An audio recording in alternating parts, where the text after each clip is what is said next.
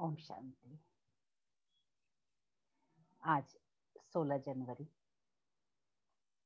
बाबा के महावाक्य हैं, मीठे बच्चे कदम कदम श्रीमत पर चल, नहीं तो माया देवाला निकाल देगी। ये आंखें बहुत धोखा देती है, इनकी बहुत बहुत संभाल करो। प्रश्न, किन बच्चों से माया बहुत विकर्म कराती है? यज्ञ में विघ्न रूप कौन है? उत्तर, जिन्हें अपना अहंकार रहता है उनसे माया बहुत विकर्म कराती है।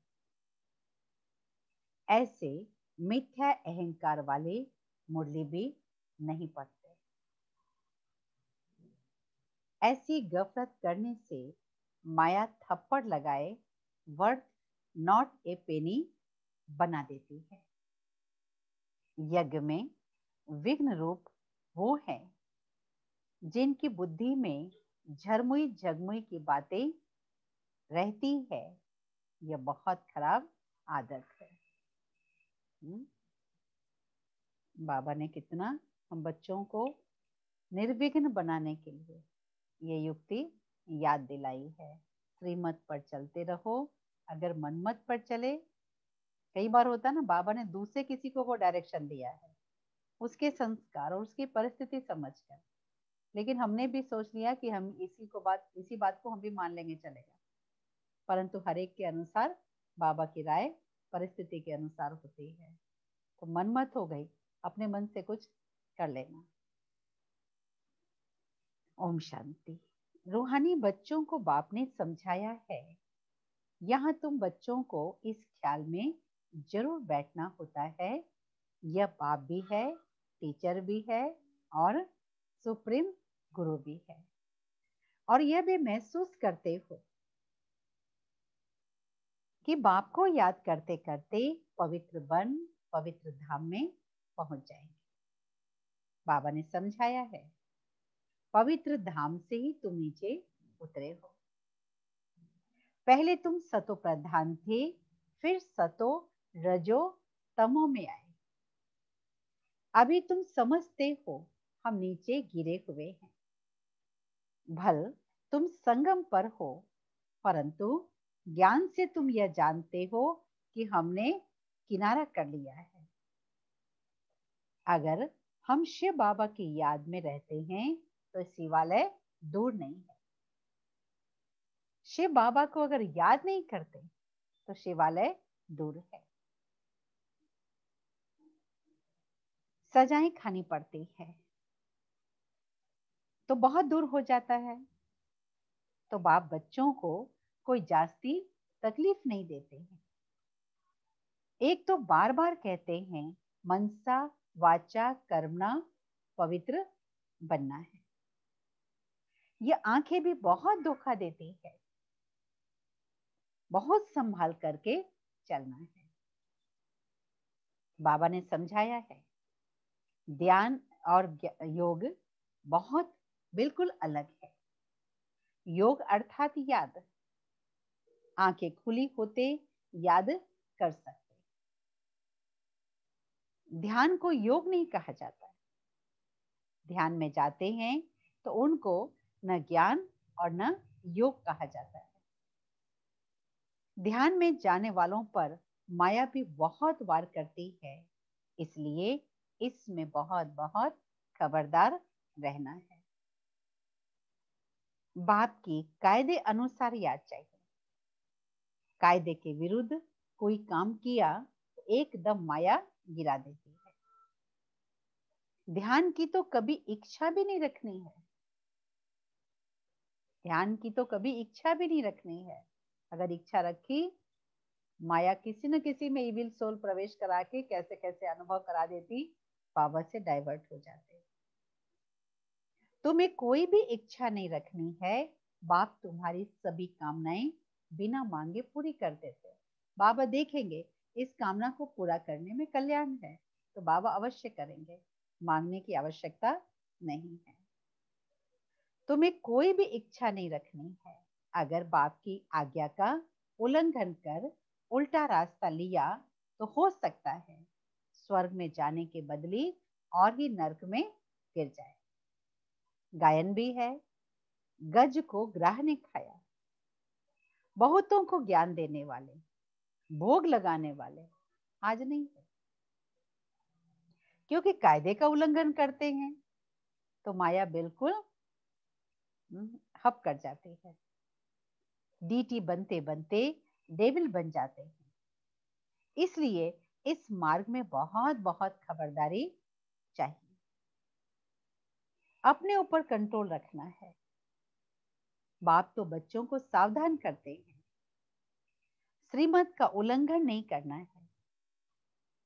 आसुरी मत पर चलने से ही तुम्हारी उतरती कला होती है। कहां से एकदम कहां पहुंच गए, एकदम नीचे पहुंच गए। अब तो श्रीमत पर न चले, बेपरवाह बने तो पद भ्रष्ट बन जाएंगे। बाबा ने कल समझाया था कि जो कुछ श्रीमत के आधार के बिगड़ करते हैं तो बहुत डिसर्विस होती है।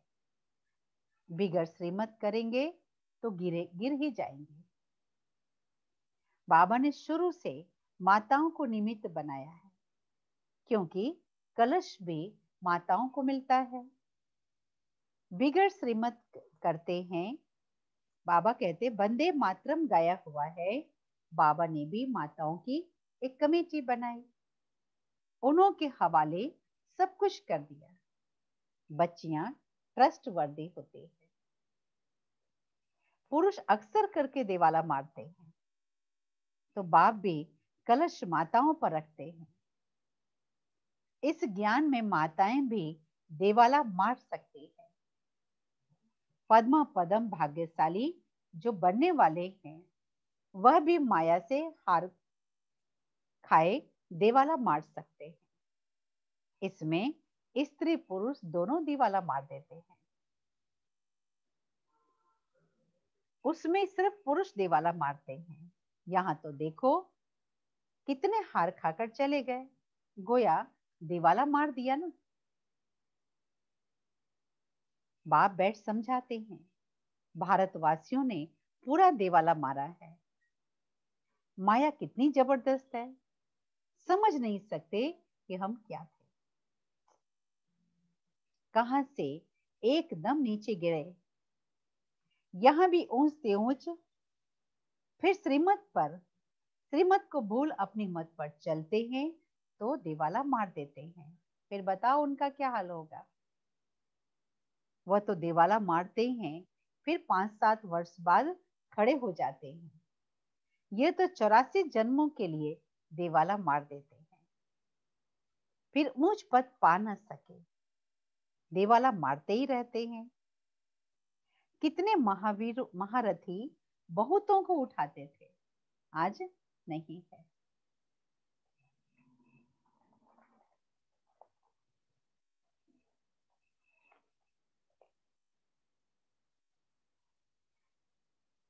माया हप कर लेती है। बहुतों को खबरदार होना है।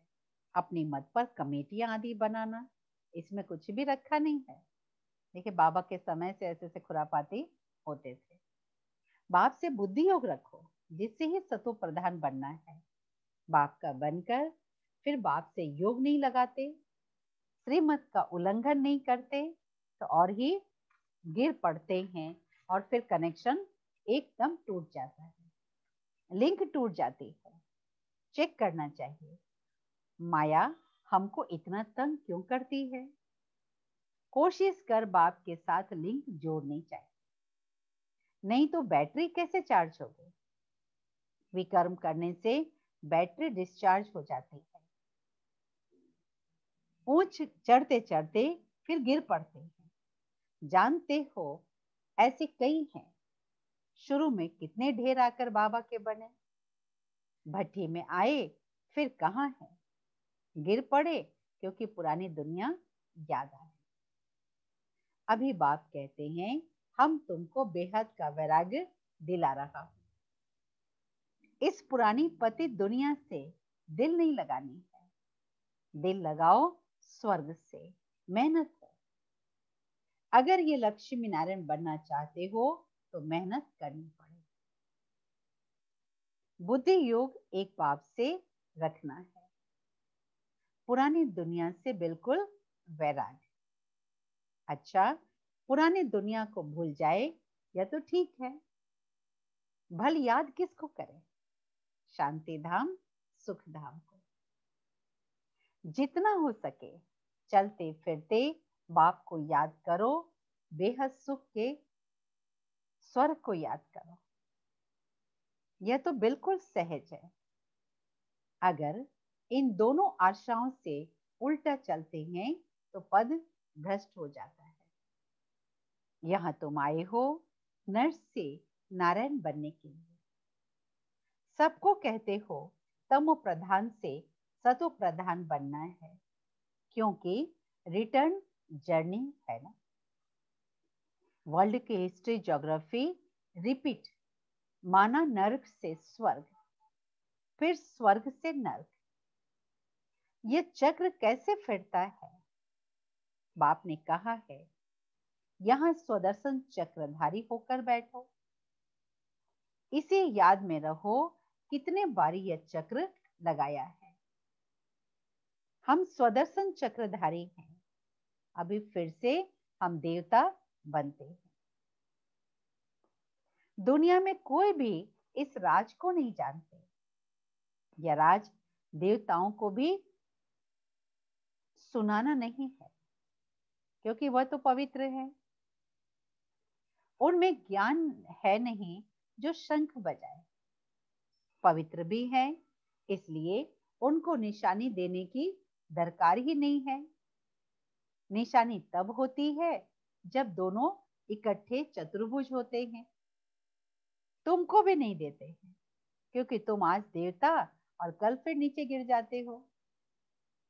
माया गिरा देते हैं, बाप डीटी बनाते हैं और माया फिर डेविल बना देती है। अनेक प्रकार से माया परीक्षा लेती है। बाप जब समझाते हैं तब पता पड़ता है सचमुच हमारी अवस्था गिरी हुई है। कितने बेचारे अपना सब कुछ शिव बाबा के खजाने में जमा कराए, फिर भी कभी माया से हार खा लेते हैं। शिव बाबा के बन गए फिर भूल क्यों जाते? इसमें योग की मुख्य यात्रा है। योग से ही पवित्र बनना है। नॉलेज के साथ साथ पवित्रता भी चाहिए। तुम बुलाते भी हो कि बाबा हमको आकर पवित्र बनाओ, जो हम स्वर्ग में जा सके। याद की यात्रा है ही पावन बन ऊंच पद पाने के लिए। जो चले जाते हैं फिर कुछ भी न सुना है तो शिवालय में जरूर आएंगे। फिर भल पद कितना कैसा भी पाए, परंतु आते हैं जरूर। एक बार भी याद किया तो स्वर्ग में आएंगे जरूर। बाकी ऊंच पद नहीं। स्वर्ग का नाम सुनकर खुश नहीं हो जाना चाहिए। स्वर्ग में आ गए लेकिन ऊंच पद नहीं आएगा। अगर एक बार बाबा का हाथ छोड़ दिया तो फेल होकर पाई पैसे का पद पा लेना, इसमें खुश नहीं हो जाना चाहिए। भल स्वर्ग है परंतु उसमें भी पद तो बहुत है ना। फीलिंग आती ही है ना, मैं नौकर हूं, मैं तर हूं। पिछाड़ी में तुमको सब साक्षात्कार होगा। हम क्या बनेंगे, हमसे क्या विकर्म हुआ, ऐसी बाबा कहते ऐसी हालात क्यों हुई, मैं महारानी क्यों नहीं बनी। कदम कदम पर खबरदारी से चलने से तुम पद्मा पदमपति बन सकते हो। खबरदारी नहीं तो पद्मा पदमपति नहीं बन सकते। मंदिरों में देवताओं को पदमपति की निशानी दिखाते हैं। फर्क तो बहुत समझ सकते हैं, दर्जे की भी बहुत फर्क है। अभी भी देखो दर्जे कितने हैं, कितना ठाठ रहता है तो अल्पकाल का सुख। तो अब बाप कहते हैं ये ऊंच पद पाना है जिसके लिए सब हाथ उठाते हैं, तो फिर इतना पुरुषार्थ भी करना चाहिए। हाथ उठाने वाले भी खुद खत्म हो जाते हैं। कहते हैं यह देवता बनने वाले थे, पुरुषार्थ करते खत्म हो गए। हाथ उठाना बहुत सहज है, बहुतों को समझाना भी सहज है। महारथी समझाते भी गायब हो जाते हैं। औरों का कल्याण कर खुद अपना अकल्याण कर बैठते हैं। इसलिए बाप समझाते बच्चे खबरदार रहो। अंतर्मुखी को बाप को याद करना है। किस प्रकार से? बाबा हमारा बाप भी है, टीचर भी है, सतगुरु भी है। हम जा रहे हैं अपने स्वीट होम। ये सब ज्ञान अंदर में होना चाहिए। बाप में ज्ञान और योग दोनों है, तुम्हारे में भी होना चाहिए। जानते हो शिव बाबा पढ़ाते हैं तो ज्ञान भी हुआ, याद भी हुई। ज्ञान और योग दोनों इकट्ठे चलते हैं। ऐसे नहीं कि योग में बैठे शिव बाबा को याद करते रहे, नॉलेज भूल जाए। बाप योग सिखाते हैं तो नॉलेज भूलती है क्या? सारी नॉलेज उनमें रहती है। ये बच्चों को नॉलेज होनी चाहिए, पढ़ना चाहिए। जैसे कर मैं करूंगा, मुझे देखकर और करेंगे। अगर मैं मुरली नहीं पढ़ूंगा तो और भी नहीं पढ़ेंगे। मैं जैसे दुर्गति को पाऊंगा वैसे और भी दुर्गति को पाएंगे। मैं निमित्त बन जाऊंगा औरों को गिराने के। कई बच्चे मुरली नहीं पढ़ते, मिथ्या अहंकार आ जाता है, माया झट वार कर देती है। कदम कदम श्रीमत पर चाहिए, नहीं तो कुछ न कुछ विकर्म बन जाते हैं। बहुत बच्चे भूलें करते हैं, फिर सत्यानाश हो जाता है। गफलत होने से माया थप्पड़ लगाकर वर्थ नॉट ए पेनी बना देती है। इसमें बड़ी समझ चाहिए। अहंकार आने से माया बहुत विकर्म करा देती है। जब कोई कमेटी आदि बनाते हैं तो उसमें हेड एक दो फीमेल जरूर होनी चाहिए जिसकी राय पर काम हो। कलश तो लक्ष्मी पर रखा जाता है। गायन भी है, अमृत पिलाती थी तो असुर भी आकर बैठ जाते थे। फिर कहां यज्ञ में विघ्न डालते, अनेक प्रकार के विघ्न डालते हैं। सारा दिन बुद्धि में झरमुई झगमुई की बातें रहती है। ये बहुत खराब है। कोई भी बात है तो बाप को रिपोर्ट करो। सुधारने वाला तो एक बाप है। तुम अपने हाथ में लौ नहीं उठाओ, तुम बाप की याद में रहो। सबको बाप का परिचय दो, तब ऐसा बन सके। माया बहुत कड़ी है, किसको भी नहीं छोड़ती है। सदैव बाप को समाचार लिखना चाहिए, डायरेक्शन लेते रहना चाहिए। यूं तो हर एक डायरेक्शन मिलते ही रहते हैं। बच्चे समझते हैं बाप ने तो हमें आपे ही इस बात में समझा दिया जैसे कि वो अंतर्यामी है। बाप कहते हैं नहीं, मैं तो नॉलेज देता हूं, इसमें अंतर्यामी की तो बात नहीं। हाँ, यह जानते हो ये सब मेरे, ये बाबा कहते मैं जानता हूं ये सब मेरे बच्चे हैं। हर एक के अंदर की आत्मा मेरे बच्चे हैं।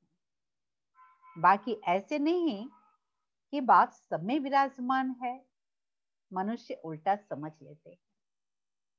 बाप कहते हैं मैं सबके तक, मैं जानता हूं कि सबके तक पर आत्मा विराजमान है।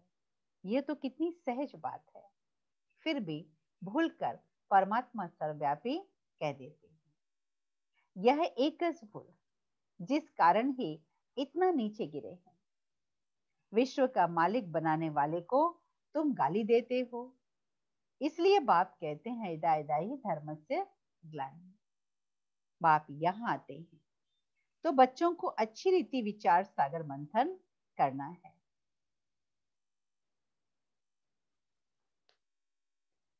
टाइम देना चाहिए, तब तुम अपना और दूसरों का कल्याण कर सकेंगे। जितना हो सके बाप के पास जमा करते हैं, उतना भाग्य बनता है। बाबा कहते, इसमें पैसे आदि की कोई बात नहीं, कोई भूखा तो मर नहीं सकता। जितना हो सके बाप के पास जमा करते हैं, उतना भाग्य बनता है। बाप ने समझाया है, ज्ञान और भक्ति के बाद है वैराग्य। वैराग्य माना सब कुछ भूल जाना पड़ता है, अपने को डिटेच कर देना चाहिए शरीर से। हम आत्मा अब जा रही है। बाबा के पास, बाबा के कार्य में सफल किया हुआ होता है, तो बाबा कैसा न कैसे बरकत करा देते हैं। मान लीजिए छोटी मोटी चीज घर की टूट फूट जाती है, रिपेयरिंग में खर्चा हो गया, एक्सीडेंट होता है, चाहे बीमारी आती है, कम खर्च में ही काम चल गया, नहीं तो और ज्यादा लगना था। अगर बाबा की याद में, बाबा के कार्य में धन सफल किया, धन की बचत होती। तन सफल किया तो तन स्वस्थ बनता। मन बाबा की याद में लगाए तो मन शक्तिशाली बनता, जो समय पर मन बुद्ध इधर उधर न भटके, एक बाबा की याद में हो, ज्ञान में हो। ये भी एक लंबे पुरुषार्थ का फल है, रिजल्ट है। बाबा की याद में मन को लगाने से सही समय पर मन सही बात सोचेगा। अच्छा, मीठे मीठे सिकिल दे बच्चों प्रति माता पिता बाप दादा का याद प्यार और गुड मॉर्निंग। रूहानी बाप की रूहानी बच्चों को नमस्ते। रूहानी बच्चों की रूहानी बाप दादा को याद प्यार गुड मॉर्निंग, नमस्ते नमस्ते नमस्ते। धारणा के लिए मुख्य सार, पहली पॉइंट है, अपने ऊपर बहुत कंट्रोल रखना है। श्रीमत में कभी भी बेपरवाह नहीं बनना है, बहुत बहुत खबरदार रहना है, कभी भी कोई कायदे का उल्लंघन न हो। दूसरी पॉइंट, अंतर्मुखी हो, एक बाप से बुद्धि की लिंक जोड़नी है। इस पतित पुरानी दुनिया से बेहद का वैराग्य रखना है। बुद्धि में रहे, जो कर्म मैं करूंगा मुझे देख सब करेंगे। वरदान, सोमान की सीट पर स्थित रह, माया को सरेंडर कराने वाले श्रेष्ठ स्वमानधारी भव। संगम युग का सबसे श्रेष्ठ स्वमान है मास्टर सर्वशक्तिमान की स्मृति में रहना। जैसे कोई बड़ा ऑफिसर व राजा जब स्वमान की सीट पर स्थित रहता है, तो दूसरे भी उसे सम्मान देते हैं। अगर स्वयं सीट पर नहीं, तो उसका ऑर्डर कोई भी मानेगा नहीं। ऐसे आप भी स्वमानधारी बन अपने श्रेष्ठ स्वमान की सीट पर सेट रहो, तो माया आपके आगे सरेंडर हो जाएगी। स्लोगन, साक्षीपन की स्थिति में रह दिलाराम के साथ का अनुभव करने वाले ही लवलीन आत्मा है। ओम शांति, ओम शांति।